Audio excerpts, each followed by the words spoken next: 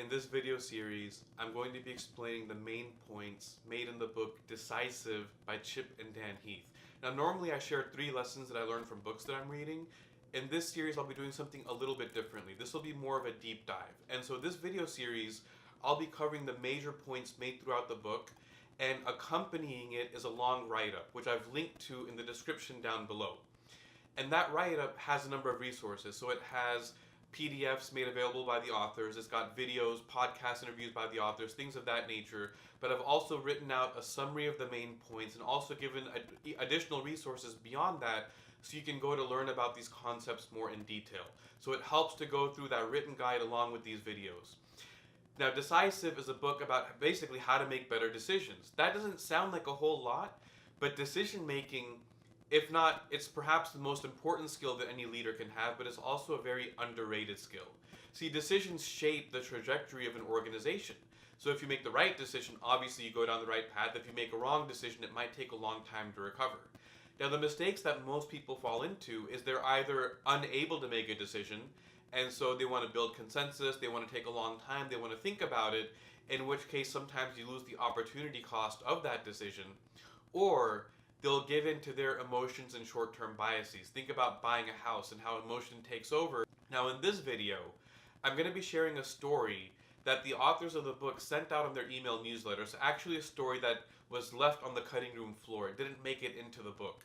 But for me, this story really encapsulates a lot of the major ideas that are presented in the book. And the story goes like this. Let's pretend that there's a couple called Jim and Pam. And Jim works in the office, and Pam, she sends pastries along with Jim to work, a couple of times a week. And Pam makes all types of things. She makes pumpkin bread, banana bread, scones, muffins, all different types of pastries. The problem is those pastries are low fat and they taste really bad. But when Jim comes to work, he puts the pastries out, and if you've ever been in an office environment, you know exactly how it works. There's free food in the break room. The email notification goes out and everyone gets up. It's an excuse to get up. It's an excuse to take a break, to see people, and obviously to get some free food. And so the food disappears within a matter of minutes. Pretty soon, everyone knows that Jim's wife, Pam, sends pastries with him. And so now when they meet her at a social event for the company or at a dinner, in order to be polite, in order to establish rapport with her, they say, "Hey, Pam, we love those pastries. Keep them coming. They taste great." Everyone finishes them very quickly. And so now, after this happens a few times, Jim and Pam go home and they're thinking, "Hey, are we onto something? Are we sitting on a gold mine?" And Pam's saying, I was one of those MasterChef Junior kids, and it's always been my dream to own a pastry shop, and maybe we're really onto something. Maybe we should start a business. Maybe we should quit our jobs and go all in. And so Jim starts telling people about this idea that, hey, we might start a pastry business. And now people are kind of like, "Oh, okay, that's nice. Good luck. We wish you the best." But no one's going to stop and say, "Hey, Jim, you can't do that. Those pastries, they taste like cardboard. They're stale. They taste terrible." No one's going to say that. And so now Jim and Pam, based on this information that, hey, everyone thinks it's a good idea, everyone thinks that we should do it, well, now they start going down that path. Now, immediately, a number of things that are really obvious jump out at us, right? We're all screaming at them saying, "No, don't do this." Now, let's look at a couple of these mistakes in detail. Some are less obvious than the others. The first is that they're taking the particulars and the vividness of the immediate feedback and making a broad application of it. So they're seeing this feedback that, hey, everyone likes their pastries and they always finish out. And so they take that to mean that my pastries must be amazing.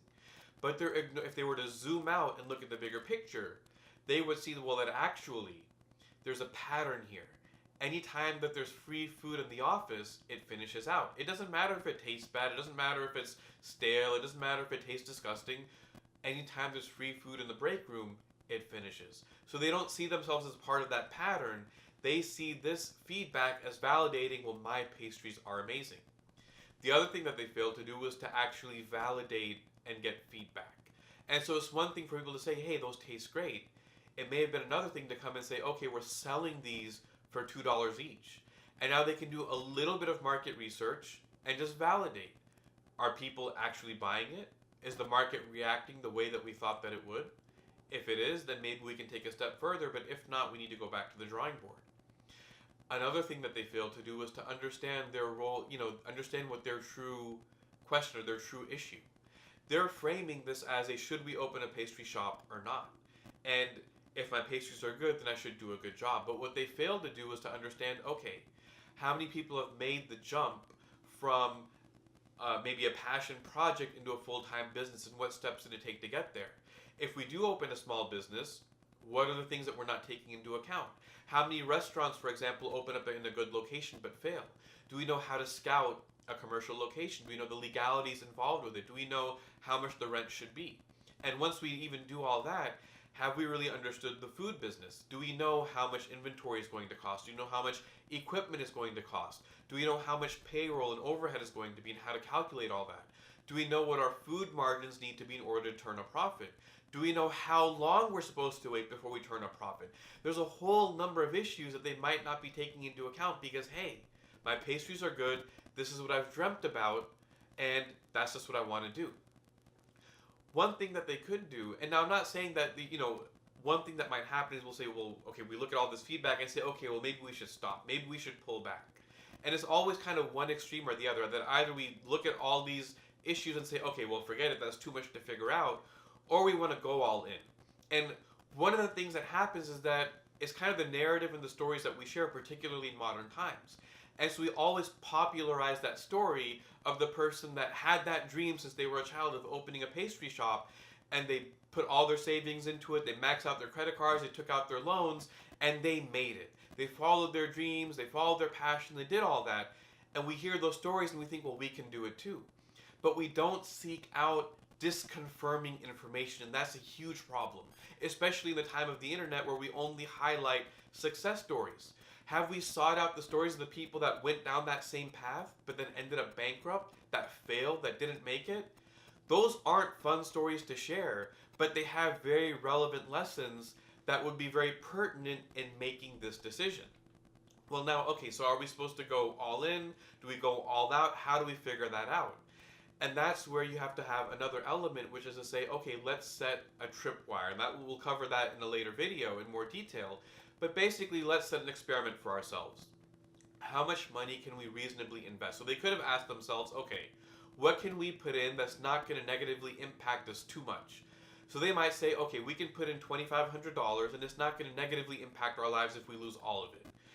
Now let's, based on our projections, figure out how long it might take to break even or turn a profit. And they say, okay, based on what we've done so far, we think that if we put in $2,500 into, let's say, upgrading our equipment, getting some additional food supplies, doing some marketing, doing all these different things, that we should be able to turn a profit within 6 to 8 months.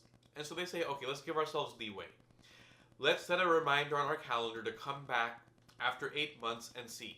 If after 8 months we have made back $2,500.01, for us that'll be a successful validation that we need to put a little bit more fuel into this, turn up the volume a little bit, and see how much more we can accelerate it. But if after 8 months we come back and we've only made back $2,499.99, then that will be an indicator to us that we need to pull the plug on this project and not put any more money into it, because we're probably going to lose it based on what we validated thus far. Now in the upcoming videos, I'm going to explain the RAP framework. And the RAP framework is a system. It's a way of trying to mitigate and minimize the impact of cognitive bias, of emotional bias, of short-term emotion, of all these different things. And that framework is WRAP: widen your options, reality test your assumptions, attain distance before deciding, and prepare to be wrong. And so we'll be going through each one of those in the next 4 videos. Again, make sure you check out the deep dive post that's accompanying these videos, and I'll see you in the next one. Thanks.